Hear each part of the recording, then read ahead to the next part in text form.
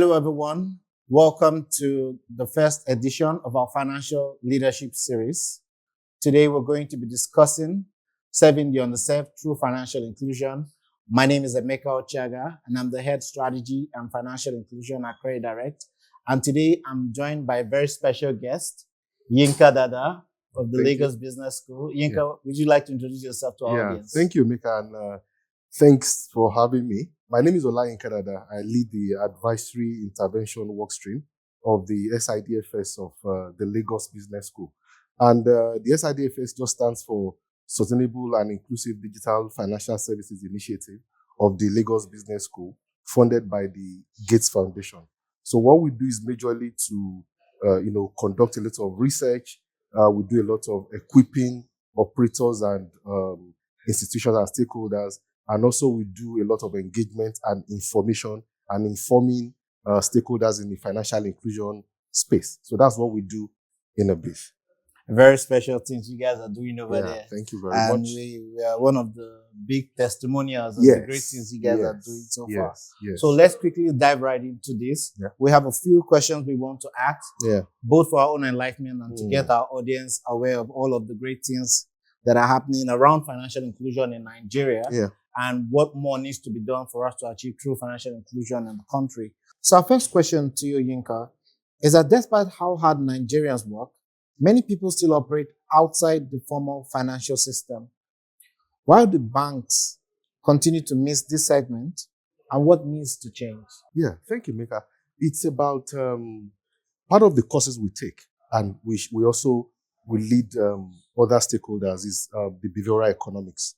Now, to break it down, it's just the behavior of the operators in this space. That's financial institutions. So they are used to asking for ID cards. They are used to asking for collaterals.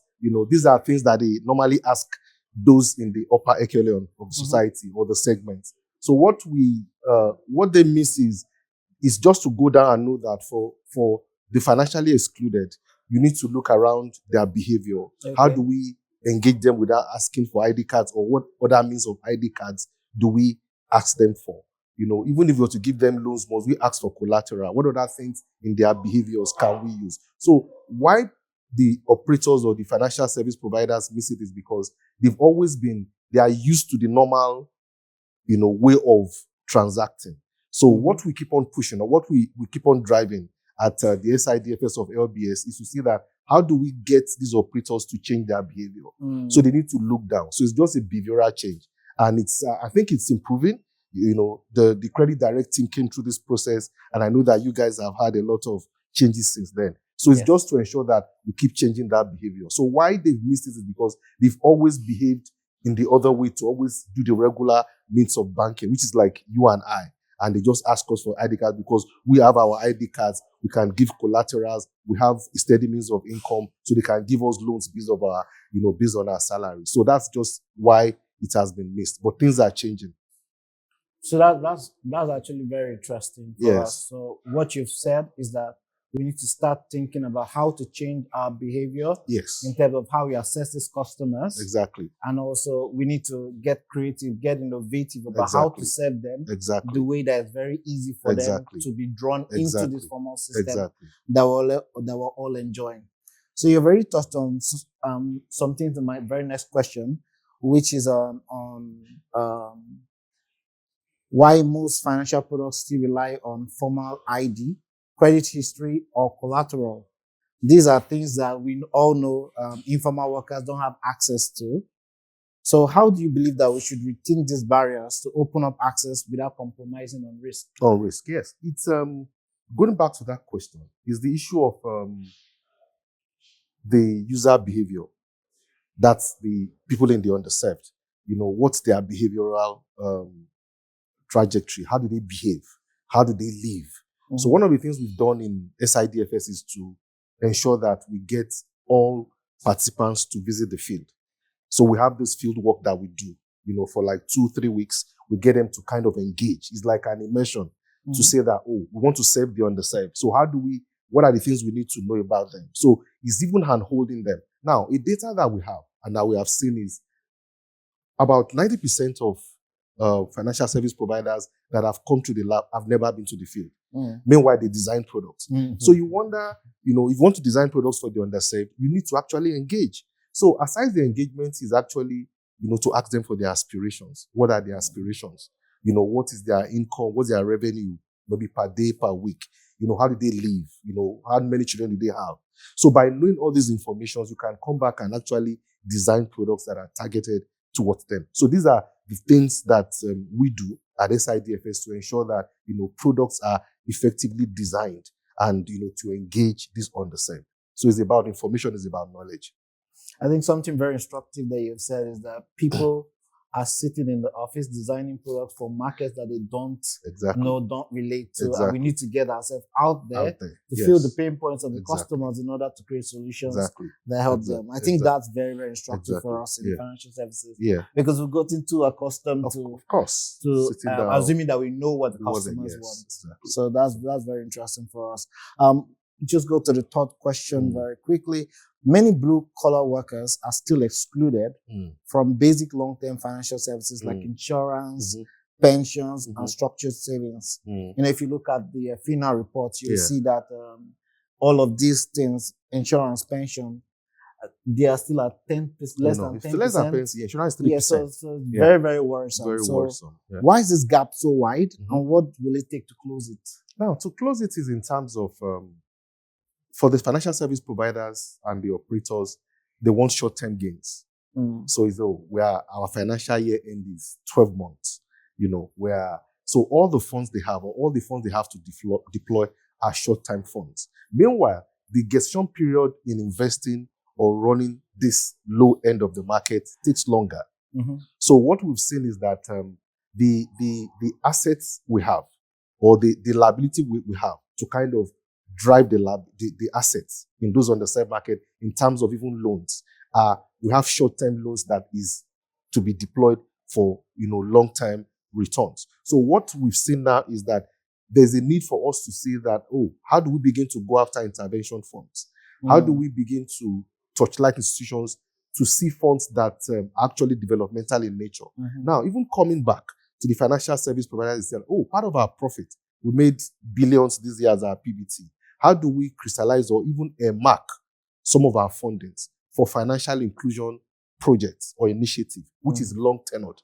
Do you understand? So these are things that the financial institutions need to do, because with a short-term goal or vision of the financial institutions, you cannot actually match the requirements and the nature and the characteristics of the underserved market, because the underserved market seems to kind of require a kind of a long-term investment and long-term funding. So the problem we have is you can't have a short-term fund to match a long-term gestation period. So what we're pushing now is, how do we begin to touchlight these institutions to earmark some fundings for the underserved, and also to go into strategic alliances with developmental institutions that can give you funds that are cheaper and give you funds that are longer, for you to be able to make the desired impact.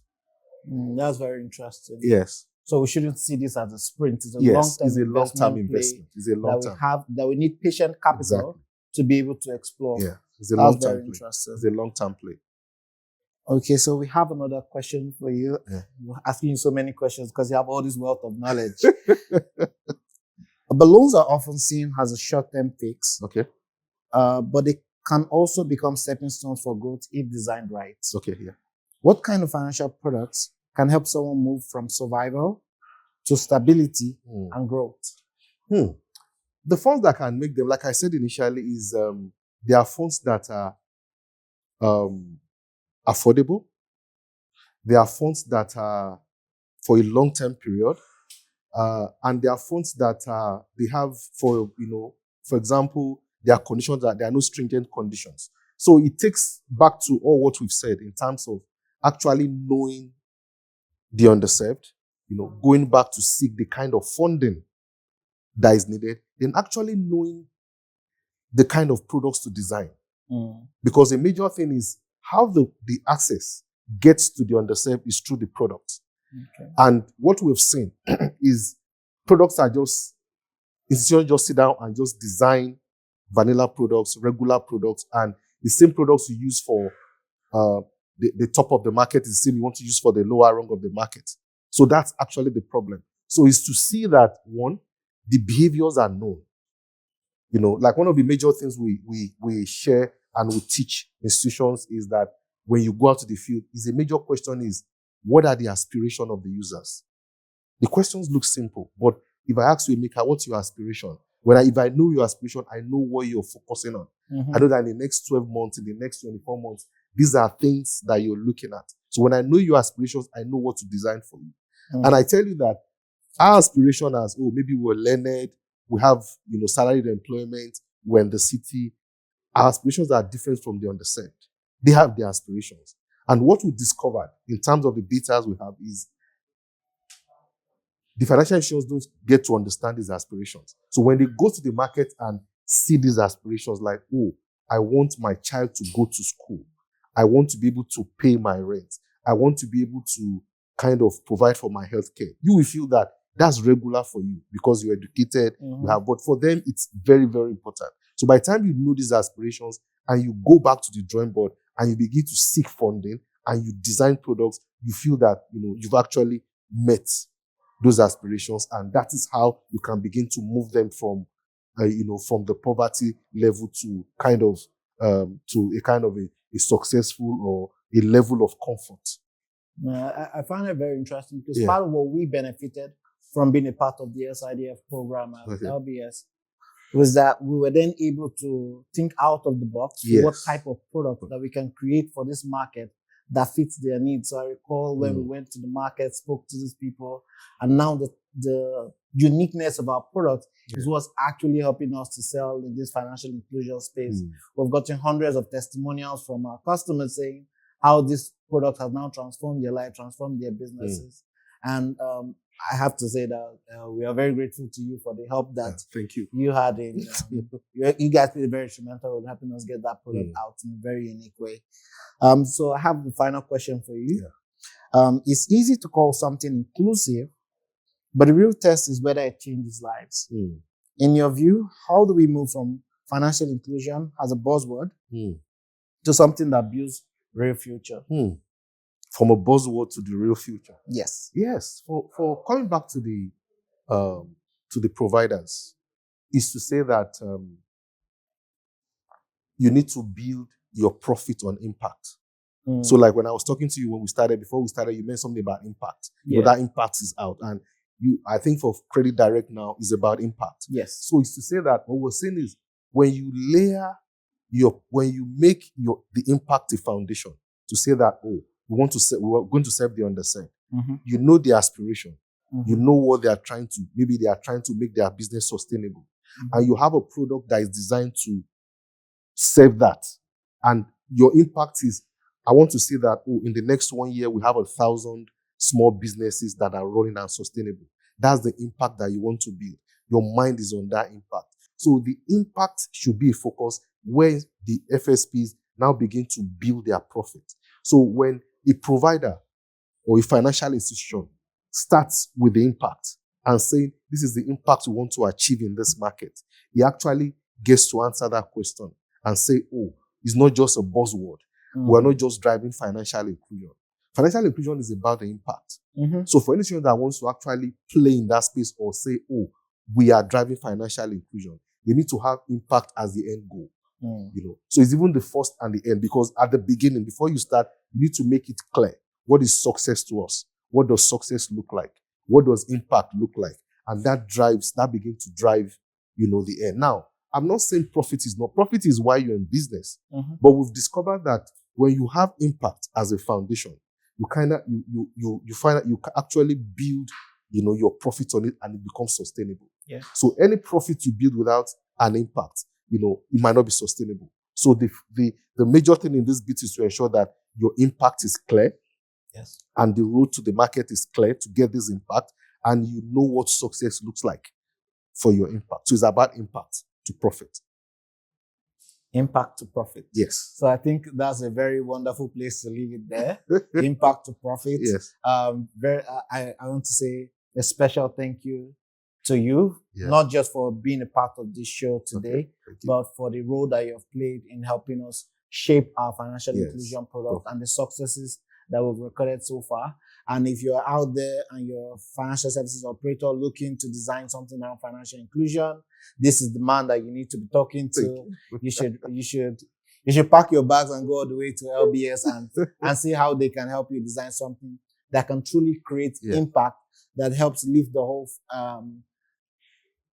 financially excluded Nigerians into the formal financial sector. This is not only for our own purpose to try to create sustainable businesses, but it's also to ensure that you have an inclusive economy that is striving for everyone. So any final words from you? Yes, it's just to appreciate Credit Direct, and your team was a very good case study, coming through the lab.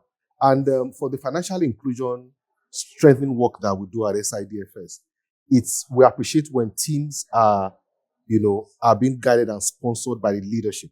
So it's just to thank Credit Direct for the kind of support the team got in terms of the resources. Like SIDFS, for the program we have, the Product Innovation Lab we have for the financial service providers, it's free, funded by the Gates Foundation. So the resources are just things you need to, in terms of your rollout and in terms of some other kind of logistics. But we're very appreciative of Credit Direct in terms of the way the management ensured and followed through, from conceptualization to the design, to the fieldwork activity, to the rollout and, where we are now. So just to say that we're enjoying all us financial service providers that want to be part of this program to actually, get a kind of a leadership buy-in as they come. And we also appreciate for those that have come to the program that have not yet launched their product to kind of do so. And as much as possible, we're enjoying the management to actually support, in driving this. So looking at it, in terms of product design, it's a long spectrum, but a major thing is the leadership buy-in. So there's a need for the leadership of the organization to actually, put their money in it and even kind of put their support to actually guide the product design team. So it's very important. And I think we've seen that work out in Credit Direct, and that's why we have the level of success we have for Credit Direct. Yeah. Thank you very much for the kind words. We're almost blushing here. Yeah. So if any of you is unfamiliar with Credit Direct is a finance company wholly owned by the FCMB Group. We're regulated by the Central Bank of Nigeria. We're the fintech arm of the FCMB Group. Credit Direct offers credit to customers, retail investment and payment services to our customers. And if you're looking to interact with us, you can download our mobile app. It's available on iOS and on Android. You can just go to your Play Store or Apple Store and download our mobile app. Credit Direct is always happy to work with you to help you solve any of your financial issues, whatever financial solutions you need. You can always come to us, and we're happy to have you. Just as we're happy to have you with us. Thank you very much, Emeka. Yeah, thank you very much.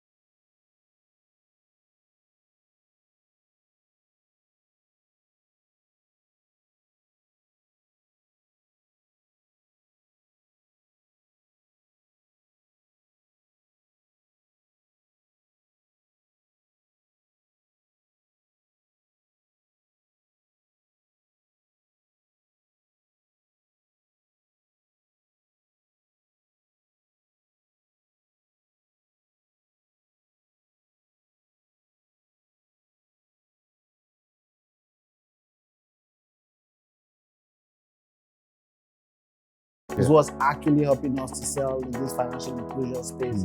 We've gotten hundreds of testimonials from our customers saying how this product has now transformed their life, transformed their businesses. So the problem we have is you can't have a short-term fund to match a long-term gestation period.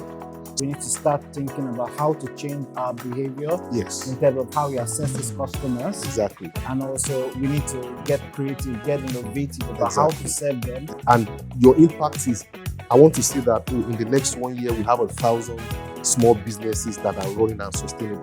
That's the impact that you want to be. Your mind is on that impact.